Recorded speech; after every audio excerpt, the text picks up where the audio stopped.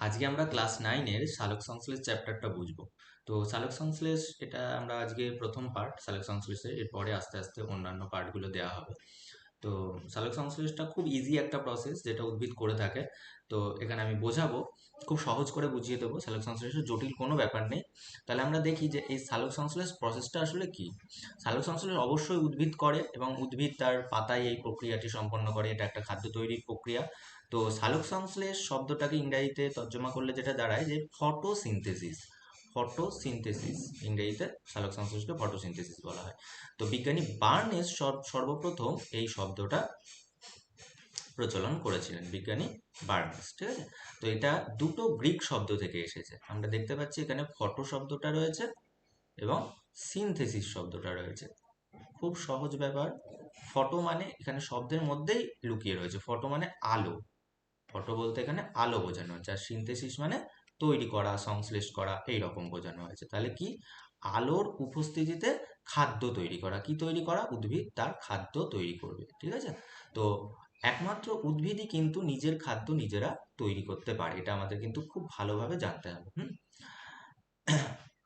উদ্ভিদ খাদ্যটাকে তৈরি করে দেয়, সেই তৈরি করা খাদ্যটাকে কিন্তু আমরা খাই। আমরা যেগুলো খাই অ্যাকচুয়ালি ভাত, তারপরে সবজি, সবই কিন্তু উদ্ভিদের তৈরি করা। উদ্ভিদ নিজের পাতায় খাদ্যটা তৈরি করে রাখে, সেই খাবারটা আমরা খাই।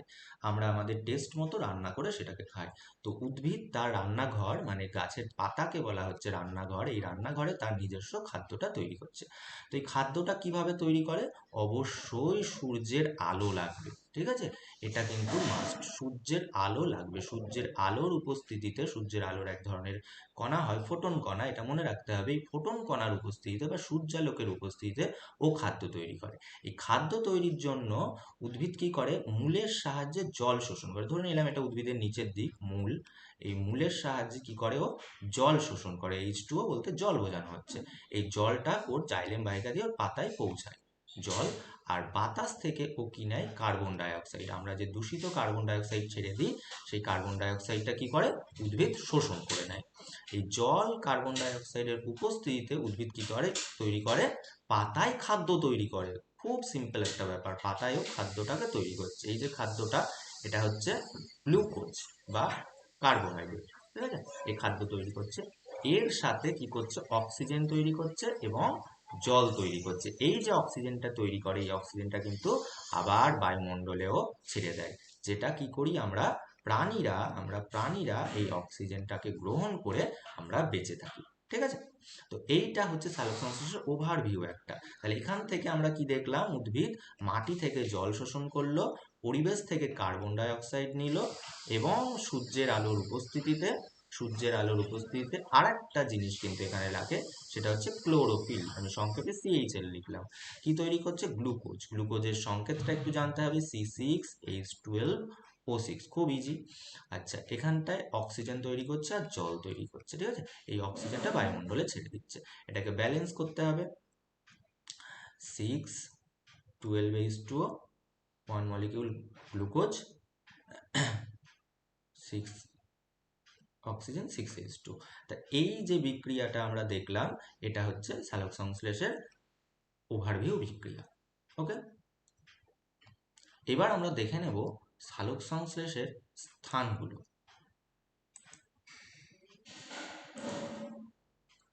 এখানে সালোক সংশ্লেষটা কোথায় কোথায় হয় উদ্ভিদ দেহে, সেইটাকে বোঝানো হয়েছে। সালোক সংশ্লেষের স্থান দেখা যাক। তাহলে সালোক সংশ্লেষ কোথায় হবে? অবশ্যই সালোক সংশ্লেষ কিন্তু উদ্ভিদের পাতাতে হবে। এছাড়া কি সালোক সংশ্লেষ অন্য কোনো জায়গায় হতে পারে না? হ্যাঁ, অবশ্যই সালোক সংশ্লেষ অন্য কোনো জায়গায় হয়। যেমন সবুজ কাণ্ড, যদি উদ্ভিদের কোনো সবুজ কাণ্ড থেকে থাকে, তাহলে সেই সবুজ কাণ্ডতেও কিন্তু সালোক সংশ্লেষ ঘটবে। এছাড়াও যদি কোনো জায়গায় উদ্ভিদের মূল সবুজ হয়, তাহলে সবুজ মূলেও কিন্তু সালোক সংশ্লেষ ঘটবে। যেমন অনেক সময় দেখা যায় যে আম গাছগুলোতে এই জায়গাগুলোই অর্কিড ঝুলে থাকে। ঠিক আছে। তো সেই মূলগুলো কিন্তু সবুজ মূল হয়। তো সেই অর্কিডের সবুজ মূলগুলোতে কিন্তু সালোক সংশ্লেষ হবে। সবুজ যে কোনো জায়গায় সালোক সংশ্লেষ হবে। মটর গাছের উপপত্রই হতে পারে, পর্ণবিন্ত মানে বৃন্তের কাছে যেটা সেটাই হতে পারে, সবুজ বৃতিতে হতে পারে, ফুলের দলমণ্ডল, আতা ফুলের দলমণ্ডল মানে পাপড়িগুলোতে যেখানে সবুজ সেখানেই হবে। আচ্ছা, এইখানটায় একটা গুরুত্বপূর্ণ আছে প্রোটিস্টা। হ্যাঁ, কোন প্রোটিস্টাতে সালোক সংশ্লেষ ঘটে যদি বলা হয় তাহলে ইউগ্লিনা আর ক্রাইসামিবা। প্রোটিস্টা কিন্তু কোনো প্রাণী বা উদ্ভিদ নয়, প্রোটিস্টা একটা জীবজগতের অন্য একটা জীব, অন্য গ্রুপ। ঠিক আছে, এটা জীবজগতের 5 কিংডম ক্লাসিফিকেশন যেটা ছিল, 5 কিংডম বা 5 রাজ্যের যে শ্রেণীবিন্যাস ছিল, সেই 5 রাজ্যের মধ্যে একটা রাজ্য হচ্ছে Protista. মনেরা, Protista, bacteria, মনেরা, Protista, fungi, উদ্ভিদ রাজ্য এবং প্রাণী রাজ্য। তো সেই প্রোটিস্টা যে গ্রুপটা রয়েছে, সেই প্রোটিস্টার মধ্যে ইউগ্লিনা, ক্রাইসামিবা কিন্তু সালোক সংশ্লেষ করতে পারে। এটা কিন্তু খুব ইম্পর্টেন্ট, এটা এক্সামে আসে। আচ্ছা, এরপরে ব্যাকটেরিয়া, কিছু ব্যাকটেরিয়া সালোক সংশ্লেষ করতে পারে, যেমন রোডোস্পাইরিলাম, রোডোসিউডোমোনাস, ক্লোরোবিয়াম, এটাও কিন্তু ভীষণ ইম্পর্টেন্ট, এটাও এক্সামে আসে। তাহলে এই হয়ে গেল সালোক সংশ্লেষের স্থানগুলো। এবার আমরা যেটা দেখব এটা হচ্ছে সালোক সংশ্লেষের উপাদান, মানে একটা এত বড় একটা প্রক্রিয়া হতে গেলে কি কি উপাদান কাজে লাগছে সেটা আমরা দেখব।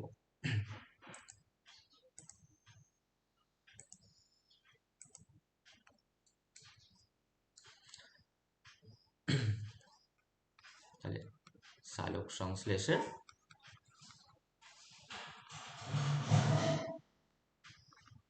উপাদান।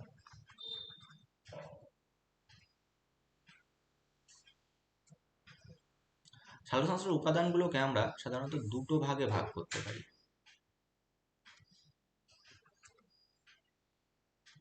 একটা হচ্ছে আবশ্যিক উপাদান, মানে যে উপাদানগুলো অবশ্যই লাগবে, আবশ্যিক উপাদান। আর একটা হচ্ছে অন্যান্য উপাদান, অন্যান্য যেগুলো লাগবে। তো আবশ্যিক যেগুলো একেবারে লাগবে সেগুলোকে আমরা কি কি বলতে পারি আবশ্যিক উপাদানগুলো?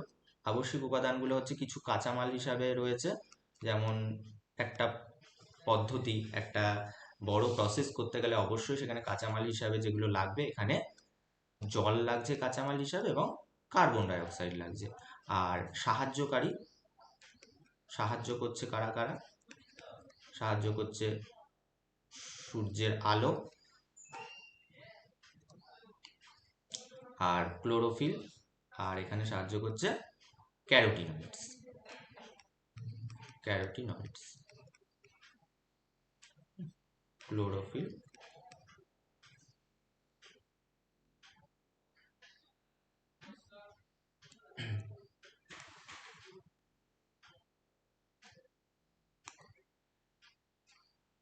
ক্লোরোফিল আর ক্যারোটিনয়েডস, এই দুটো কিন্তু রঞ্জক বলা হয়। হ্যাঁ, সালোক সংশ্লেষে সাহায্যকারী রঞ্জক। তো ক্লোরোফিল আর ক্যারোটিনয়েডস, এটা সূর্যালোকও কিন্তু লাগছে। তাহলে আবশ্যিক অবশ্যই কাঁচামাল হিসাবে জল লাগবে, কার্বন ডাই অক্সাইড লাগবে, আর সাহায্যকারী উপাদান হিসেবে সূর্যের আলো, ক্লোরোফিল, ক্যারোটিনয়েডস লাগবে। অন্যান্য উপাদান কোনগুলো কি কি লাগে? যেমন এটিপি লাগে, যেমন এনএডিপি লাগে, যেমন আরইউবিপি লাগে, যেমন ইলেকট্রন বাহক লাগে, কিছু উৎসেচক লাগে। এইগুলো সাহায্যকারী উপাদান, অন্যান্য উপাদান হিসেবে সালোক সংশ্লেষে কাজে লাগে। ঠিক আছে, এখানে এই ফুল ফর্মগুলো একটু জানতে হবে। এটিপি হচ্ছে অ্যাডেনোসাইন ট্রাইফসফেট, এনএডিপি হচ্ছে nicotinamide adenine die nucleotide phosphate, RuBP হচ্ছে রাইবিউলোজ বিসফসফেট, কিছু ইলেকট্রন বাহক প্রোটিন আছে এবং কিছু উৎসেচক আছে। এইগুলো মিলে সালোক সংশ্লেষে সাহায্য করে। তাহলে অবশ্যই কিন্তু এখানে কাঁচামাল হিসাবে জল, কার্বন ডাইঅক্সাইড লাগছে, আর সাহায্যকারী উপাদান হিসাবে সূর্যের আলো লাগছে, আর এই রঞ্জকগুলো লাগছে। প্রধান রঞ্জক হচ্ছে ক্লোরোফিল, এবং যদি বলে কোন ক্লোরোফিল, তাহলে ক্লোরোফিলেরও ভাগ আছে। ক্লোরোফিল এ হচ্ছে সালোক সংশ্লেষের প্রধান রঞ্জক। নেক্সট আমরা দেখে নেব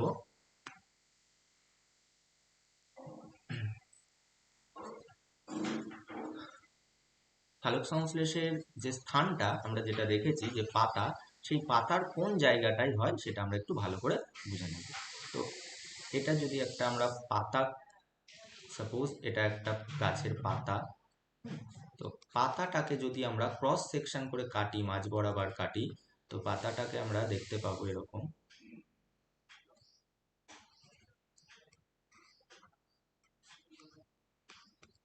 এই যে মাঝখানটা আমরা দেখতে পাচ্ছি, এইখানে বিভিন্ন কোষ সমূহ থাকে, এবং কোষগুলো মিলে যে কলাটা তৈরি করে, এই কলাটার নাম হচ্ছে মেসোফিল কলা। ঠিক আছে, তো এই মেসোফিল কলায় সাধারণত, মেসোফিল কলার দু রকমের কোষ থাকে। মেসোফিল কলা। মেসোফিল কলায় দু রকমের কোষ থাকে, একটা কোষ হচ্ছে প্যালিসেড কোষ, উপর দিকে যেটা থাকে প্যালিসেড কোষ, এবং স্পঞ্জি মেসোফিল কোষ। এই দু ধরনের কোষ থাকে, সিম্পল প্যালিসেড কোষ আর স্পঞ্জি মেসোফিল কোষ। এই যে কোষগুলো আছে এই কোষগুলোর মধ্যেই কিন্তু সালোক সংশ্লেষ ঘটে। তাহলে মেসোফিল কলার এই যে কোষগুলো আমরা দেখতে পাচ্ছি এই কোষগুলোর মধ্যে সালোক সংশ্লেষ ঘটে। তো এইখান থেকে আমরা একটা কোষকে প্যালিসেড বা স্পঞ্জি কোষকে একটু দেখি ভালো করে। তো এই রকম যদি একটা কোষ হয়, প্যালিসেড কোষ হয়, তো প্যালিসেড এই কোষগুলোর যে আউটার কভারিং জায়গাগুলো থাকে ওইখানটায় ক্লোরোপ্লাস্টিড প্রচুর পরিমাণে থাকে। কেউ তো প্রশ্ন করতেই পারে যে শুধু এই কোষগুলোই কেন হচ্ছে, কারণ এই কোষগুলোই কিন্তু প্রচুর পরিমাণে ক্লোরোপ্লাস্টিড বর্তমান থাকে। আমরা জানি ক্লোরোপ্লাস্টিড কোষের এমন একটা অঙ্গাণু যেই অঙ্গাণুটা কিন্তু সালোক সংশ্লেষে সাহায্য করে, এবং এর মধ্যে ক্লোরোফিল বর্তমান, এর মধ্যে ক্লোরোফিল অণু বর্তমান। সূর্যের আলো যখনই পড়বে তখনই এই ক্লোরোফিলগুলো উত্তেজিত হবে এবং সালোক সংশ্লেষ শুরু হয়ে যাবে। তাহলে ব্যাপারটা কি? ব্যাপারটা হচ্ছে পাতার কোন কলাতে? মেসোফিল কলাতে। এবং মেসোফিল কলার কোন কোষে যদি বলা হয়? প্যালিসেড কোষ এবং স্পঞ্জি কোষগুলোতে। এই কোষগুলোতে ক্লোরোপ্লাস্টিডের পরিমাণ প্রচুর পরিমাণে থাকে, তাই এখানে সালোক সংশ্লেষটা খুব বেশি পরিমাণে হয়। এইবার আমরা দেখে নেব সালোক সংশ্লেষের যে উপাদানগুলো ছিল সেই উপাদানগুলোর উৎস কি আর ভূমিকা কি।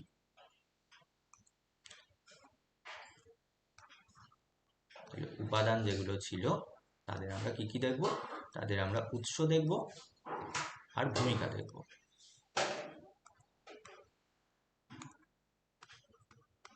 ভূমিকা বলতে কি কাজ করে।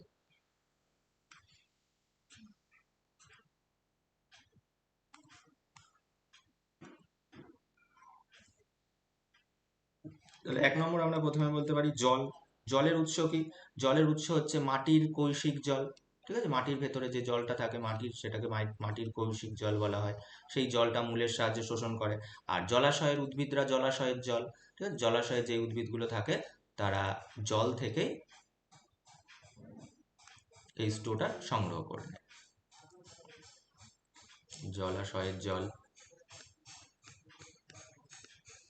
আচ্ছা, কি কাজ করে? আমরা কাজ দেখেছি যে অক্সিজেন তৈরি হয়, সালোক সংশ্লেষ প্রক্রিয়ায় অক্সিজেন তৈরি হয়। তো ওই অক্সিজেন তৈরি হচ্ছে এখানে জলের জন্য, জলটাকে শোষণ করছে, ঠিক আছে, এবং অক্সিজেনটা তৈরি হচ্ছে। এছাড়াও এই জল কি করে? জল হচ্ছে ইলেকট্রন পরে দান করে ক্লোরোফিলকে, ঠিক আছে। এছাড়াও গ্লুকোজ তৈরিতেও সাহায্য করে। 2 নম্বর আমরা কি দেখব? কার্বন ডাইঅক্সাইড, খুব গুরুত্বপূর্ণ একটা উপাদান। কার্বন ডাইঅক্সাইড কোথা থেকে পাই? বায়ুমণ্ডল থেকে পাই। উৎস হিসাবে বায়ুমণ্ডল অবশ্যই, ঠিক আছে। তাহলে এর কাজটা কি? গ্লুকোজ, আমরা দেখেছি যে গ্লুকোজ অণুর C6H12O6, গ্লুকোজের মধ্যে কার্বন আছে, ঠিক আছে। তো এই গ্লুকোজ অণুর কার্বন আর এই অক্সিজেন এগুলো কিন্তু আসছে কার্বন ডাইঅক্সাইড থেকে, খুব গুরুত্বপূর্ণ একটা কথা। এরপর আমরা কি দেখব? ক্লোরোফিল, CHL লিখলাম ক্লোরোফিলকে। ক্লোরোফিল কোথায়? অবশ্যই সবুজ কোষের ভেতরে ক্লোরোপ্লাস্টিডে, ঠিক আছে, একটু আগে আমি ছবিতে দেখিয়েছি। তাহলে সবুজ কোষের, যদি বলে কোন কোষ, তাহলে আমি কোষের নামগুলো লিখে দিয়েছি, মেসোফিল কোষ আর স্পঞ্জি প্যারেনকাইমা কোষ। তাহলে সবুজ কোষের গ্রানা অংশতে থাকে। কেউ জিজ্ঞাসা করতে পারো গ্রানা কি জিনিস, আমি একটু পরে বলছি গ্রানাটা কি। আচ্ছা, তাহলে ক্লোরোফিল কোথায় পাবো? সবুজ কোষের মধ্যে আমরা ক্লোরোফিল পাবো। ক্লোরোফিলের কাজ কি? ক্লোরোফিলের কাজ হচ্ছে ক্লোরোফিল সূর্যালোকের ফোটন কণাটাকে শোষণ করে, দিয়ে ক্লোরোফিল নিষ্ক্রিয় থাকে অ্যাকচুয়ালি। তো সেই ক্লোরোফিল পরে কি হয়? সক্রিয় হয়। ক্লোরোফিল নিষ্ক্রিয় থেকে সক্রিয় হয়, নিষ্ক্রিয় থেকে সক্রিয় হচ্ছে, এবং ক্লোরোফিল পরে কি করে? ইলেকট্রন ছাড়ে। এছাড়াও ক্লোরোফিলের কাজ কি? ক্লোরোফিল হচ্ছে জলকে, এই যে সক্রিয় ক্লোরোফিল যে হলো, সে জলকে বিশ্লেষণ করতে সাহায্য করে, H+OH-। আমরা দেখব সালোক সংশ্লেষ যত এগোবো তখন এগুলো জলের বিশ্লেষণ হিসাবে একটা ধাপ আছে, সেই জলের বিশ্লেষণে কিন্তু ক্লোরোফিল কাজ করে। 4 নম্বর খুব গুরুত্বপূর্ণ, সানলাইট বা সূর্যালোক, সূর্যের আলো। সূর্যের আলোটা অবশ্যই উৎস সূর্য, সূর্যের আলোর উৎস সূর্য। আচ্ছা, সূর্যের আলো, এটার কাজ কি? সূর্যের আলো যেটা আছে সেটার কাজ হচ্ছে ক্লোরোফিলকে অবশ্যই সক্রিয় করেছে, আগেই আমরা দেখতে পেরেছি। তাহলে ক্লোরোফিলকে সক্রিয় করা, ক্লোরোফিল সক্রিয়করণ। আর একটা সূর্যালোকের কাজ হচ্ছে এটিপি উৎপাদনে সাহায্য করা, ঠিক আছে? আচ্ছা, আমি গ্রানাটাকে একটুখানি বলছিলাম, তো এটাকে আরেকটু ভালো করে আমি বুঝিয়ে দিই গ্রানাটা। এই যদি আমার স্পঞ্জি কোষগুলো হয়, ধরে নিলাম এটা আমার স্পঞ্জি কোষ, মানে পাতার, এটা স্পঞ্জি মেসোফিল বা প্যালিসেড কোষ বা প্যালিসেড কোষ। তো এই ধরনের কোষগুলোতেই তো সালোক সংশ্লেষ হয়। তো এই কোষের ভেতরে কি থাকে আমরা দেখলাম, এই কোষের ভেতরে এই জায়গাগুলোতে প্রচুর ক্লোরোপ্লাস্টিক থাকে, ঠিক আছে? তো এই যে ক্লোরোপ্লাস্টিকটা, এটাকে আরেকটু আমরা জুম করে ভালো করে দেখি। এটা যদি ক্লোরোপ্লাস্টিড হয়, এটা কোষ, আর এটা কোষের একটা অঙ্গাণু, ক্লোরোপ্লাস্টিড। ক্লোরোপ্লাস্টিড এটা কিন্তু অঙ্গাণু। কোষের ভেতরে অনেক ছোট অঙ্গাণু থাকে, উদ্ভিদ কোষে একটা স্পেশাল অঙ্গাণু থাকে, এটা হচ্ছে ক্লোরোপ্লাস্টিড। এই ক্লোরোপ্লাস্টিডের মধ্যে চাকতির মতো অনেক কটা থালার মতো এরকম ব্যাপার থাকে। তো এইগুলোকে বলা হয় কিন্তু গ্রানা। এটাকে কি বলা হচ্ছে? ক্লোরোপ্লাস্টের গ্রানা। এবং এই এক একটা চাকতিকে বলা হয় থাইলাকয়েড। এই থাইলাকয়েডের ওপরে কিন্তু ক্লোরোফিল রঞ্জকগুলো থাকে, যেটা সূর্যের আলোর উপস্থিতিতে অ্যাক্টিভ হয় বা সক্রিয় হয়, ঠিক আছে? আর এই অঞ্চলটাকে বলা হয় স্ট্রোমা, গ্রানা আর স্ট্রোমা। এরপরে যখন আমরা আরো এগোবো তখন দেখব সালোক সংশ্লেষের দুটো দশা আছে। এই গ্রানাতে সালোক সংশ্লেষের আলোক দশা ঘটে, সালোক সংশ্লেষের দুটো দশা, আলোক দশা, এবং স্ট্রোমাতে অন্ধকার দশা ঘটে। ওকে, তো এই হচ্ছে সালোক সংশ্লেষের বেসিক ওভারভিউ বা ইন্ট্রোডাকশন পার্ট। এরপরে আমরা দেখব সালোক সংশ্লেষের আলোক দশার ভিডিও, এবং তারপরে দেখব আমরা সালোক সংশ্লেষের অন্ধকার